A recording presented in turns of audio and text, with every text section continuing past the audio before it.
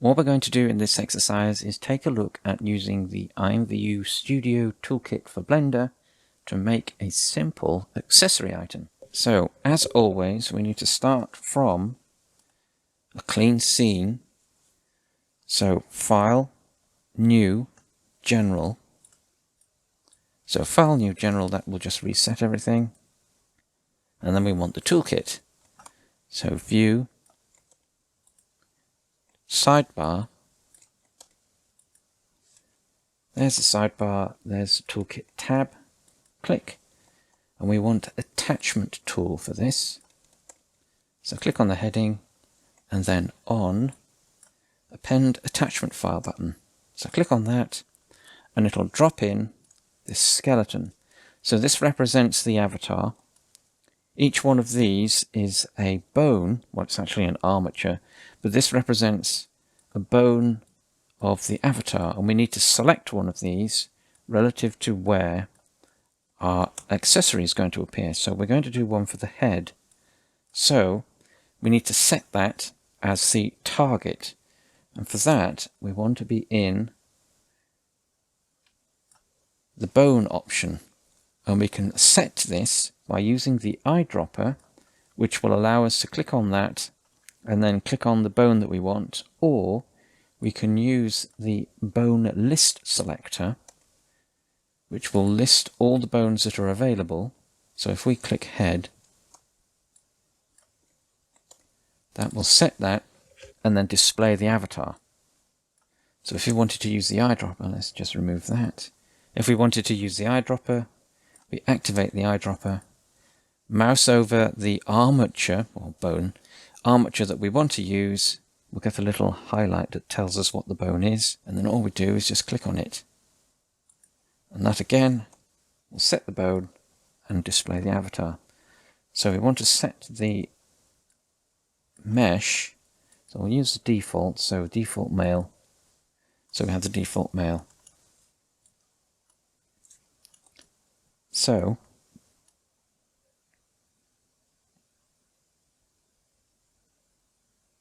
that represents the avatar. So all we need to do now is build our accessory relative to this. So let's just add in an object. We're just going to make a simple object that sits or balances a cube that balances on the avatar's head. So add mesh, and then we want cube. So add mesh cube. That'll drop in a cube at the avatar's feet. We use the widgets, so move, rotate, scale, or the combo, which combines all three of these. So we can use that, drag and drop that into place. As simple as that. Let's just give this a little tilt, like so.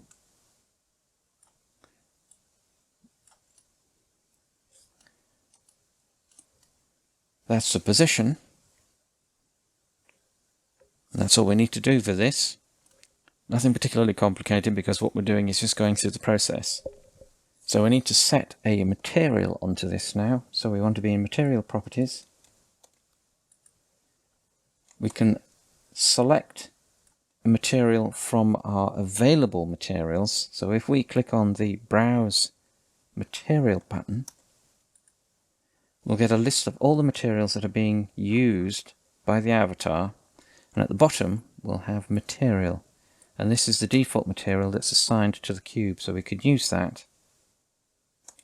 So select, rename this, so let's just call it box space square brackets 0 close square brackets. That's our material name. Preview. And then we can change the base color. So this just changes the color. Click on that.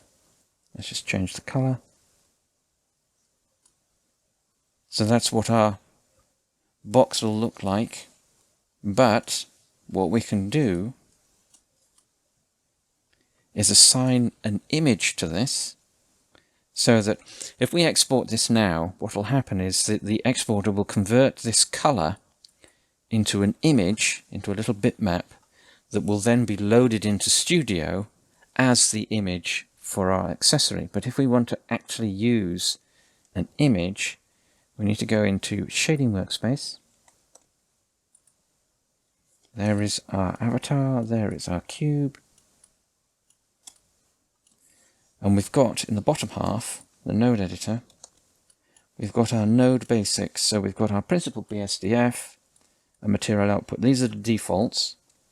And to this, we want to add, so add texture, image texture. So add texture, image texture. This will drop in a new node. So if we have an image, we can click on Open and then browse to a location where we have an appropriately scaled or sized image. So for Studio, max image size at the moment is 512 by 512 pixels. We just select the image. Let's see if we've got one. There, we've got one there, box. You can see that, box, open image. That will load that into the node. So there it is, and we need to now connect color output to base color input. So click drag, and there is our image. So alternatively, if we didn't have an image, but we wanted something to be placed there, let's just delete that. So select delete. Node, delete. If we didn't have an image, add our node, so add texture, image texture. And this time we click on new. This will create a generated image. So if we call this box green, width 512, height 512, color is okay, that's okay. We want generated type, so this is going to set the type of image that we see. UV grid or color grid, either or is okay. So select color grid, okay, and again we've got our generated image. We need to connect this color output, base color input. Click drag, and there is our new image. So right now, this is using the default mapping. So the way that the texture appears on the cube, it uses the default mapping that's associated with the cube, which might not be optimal for the texture that we're using. So to change that, we want to be in, so that's our basic material setup. So with either creating a generated image, so that's a virtual temporary image, or we're loading in an image that we already have. So that's our basic material. So once we've got all that set up, we want to be in UV editing. There's our cube again. And we need to see this. Right now we're in solid shaded mode, so we're not seeing any textures. So click drag the header, middle mouse, then click on Material Preview. There are our materials, and of course there is the cube. And right now we can see, so let's just select. So we're going to use the element selection option. So we're going to use island. So we've got vertex, edge, face, island. Island allows us to select the entire UV. So that's our UV at the moment. So this is useful, the default is useful if we wanted to paint a unique image so that we had something unique to each side of the cube, but it doesn't utilize all the texture, so we've got a lot of waste. So depending on whether we want to use a single texture on all sides, or we want to paint individual sides onto the image, we change the mapping. So in this case, we want to map the entire image to each side of our cube.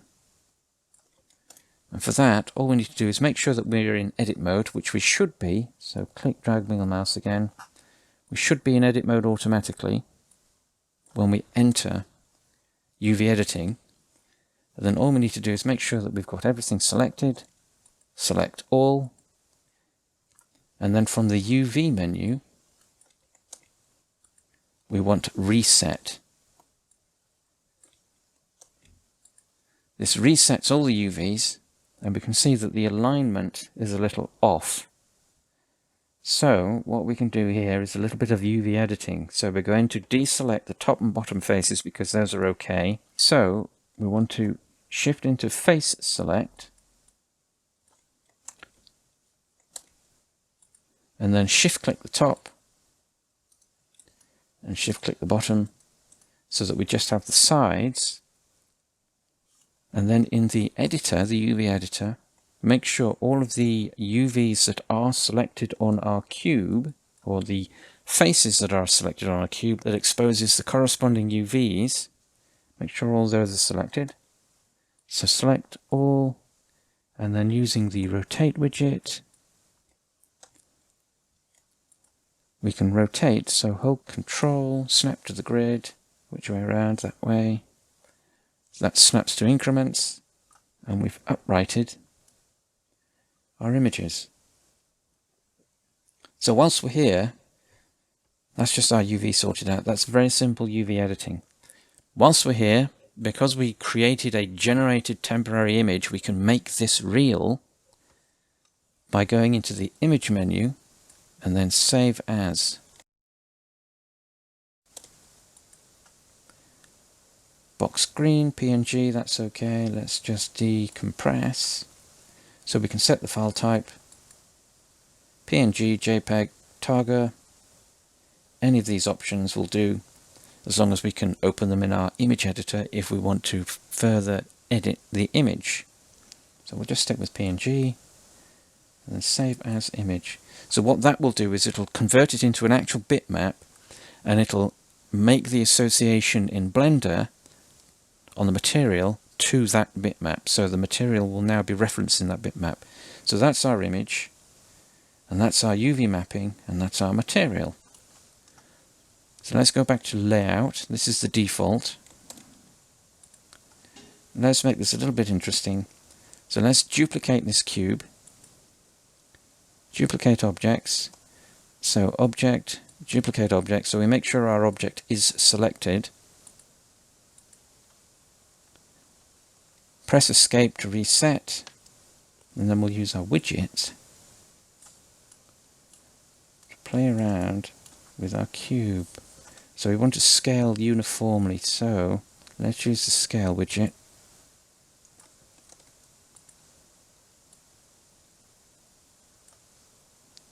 Rotate.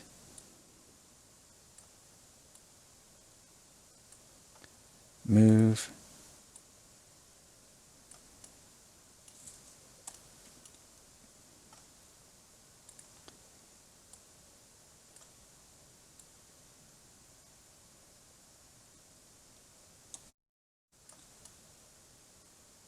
Like so. Let's grab the top bottom one again. Duplicate. Escape.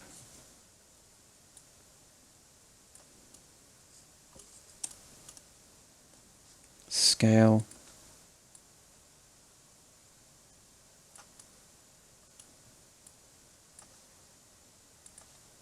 Rotate.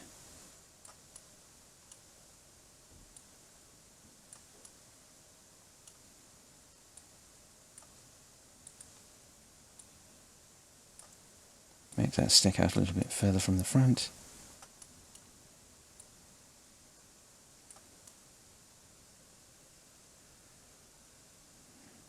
And then one more for luck. Duplicate objects, escape. Let's move this up to the top. Rotate.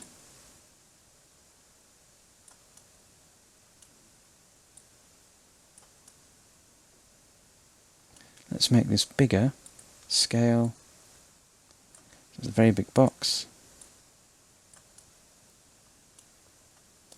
So that's our pile of balancing boxes. So let's just save this file before we go into the next step. So File, Save As.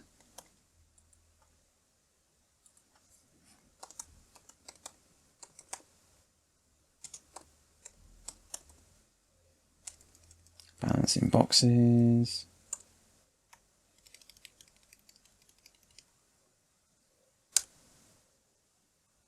Save As. So they're all using the same material. To make these unique, what we can do is select the individual boxes, and that we can see in material properties we've got the same reference, box O, box 0. It's being used 5 times.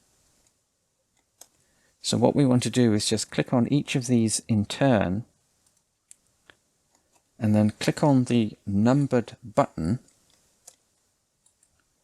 That will create an instance where we can then rename our material. So that's 1. Same again. That's 2. Box 2. The last one.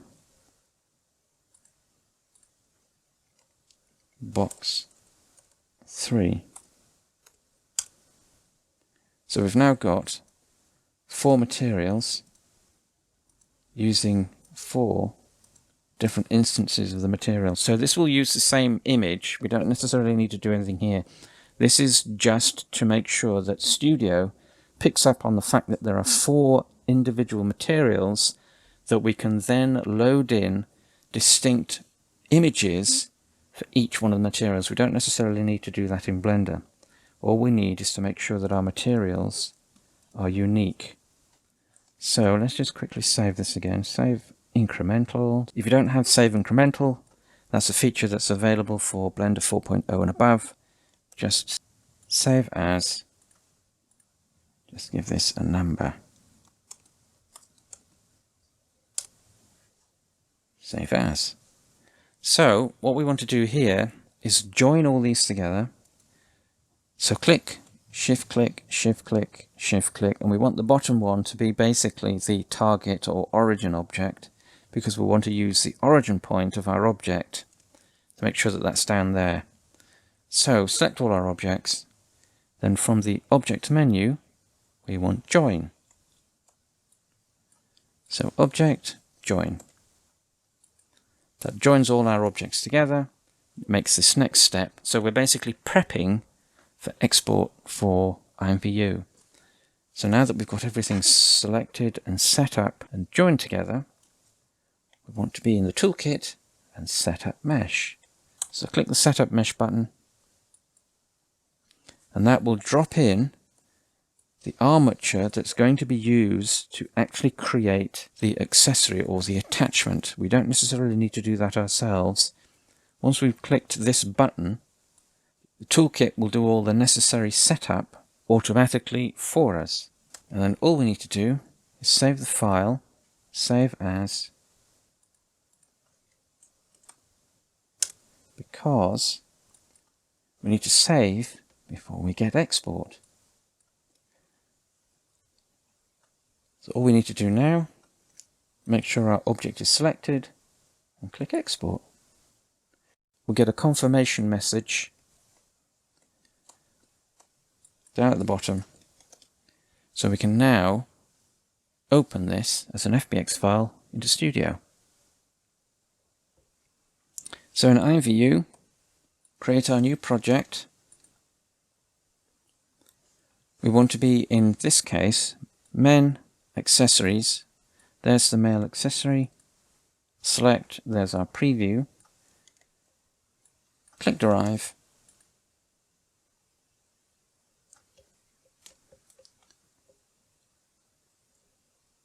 There's our avatar based on our inventory. All we need to do now is load in the FBX file. So, import FBX. Browse to the location of the file. It will be appended attachment or prepended attachment, because that's the tool that we use. So highlight, open, and then we'll get the import process. So this is a preview of what's been found in our file, but our image may be too big. So the file size is okay, but because we used PNG, if we go back to Blender, because we used PNG on a relatively complex image, so all the colors, let's just deselect that, all the colors and the variation for PNG causes issues when we use these with IMVU, because the image that's created from saving this as a PNG is too big file size wise for this project. So what we can do to alleviate that is resave the file, save as, but this time we can use, let's use JPEG. Drop this where it needs to be. Quality, that's okay. Save as image.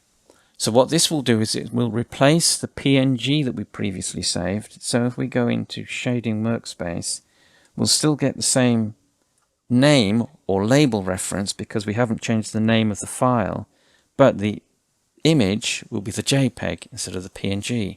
So if we now re-export, so make sure our object is selected, click on export, we'll get our confirmation, and then we just re-import that into Studio. So in Studio, we recreate our project. So create, select, there's our preview,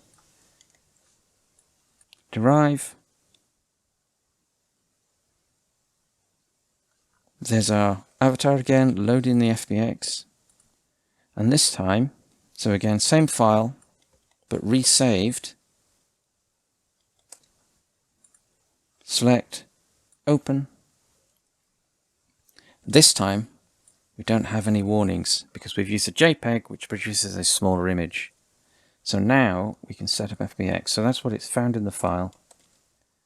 Set up FBX, change the mesh ID to 0 for male, 2 for female. So we want to override the default if there is any default mesh there. So 0. Everything else is okay. Next. There are our materials, and as mentioned before, using the same image, but we've got 4 distinct materials. So if we wanted to, let's find another image.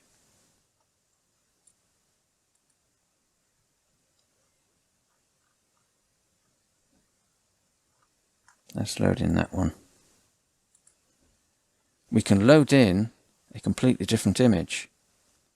So we don't have to mess around too much in Blender in terms of setting up our materials with distinct images for each material, so long as our material names are correct relative to what IMVU is wanting to find. It will then give us the opportunity to correct and change that ourselves.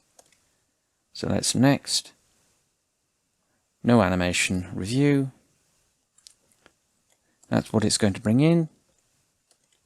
And then import. And that is our project automatically assembled for us, correctly positioned relative to the head, because we selected that as our root, and it's got all our textures, including the one that we swapped out. So if you wanted to change this, all we need to do is go into Component, select our materials, and change the diffuse.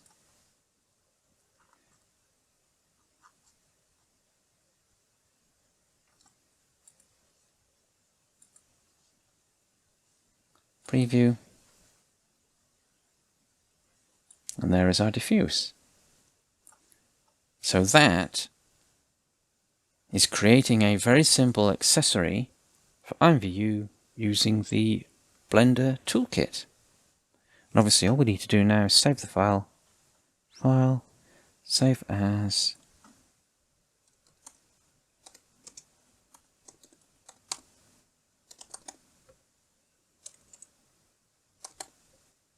Mac attachments, save, change the info, so icons, title or name, price, and then submit to the catalog.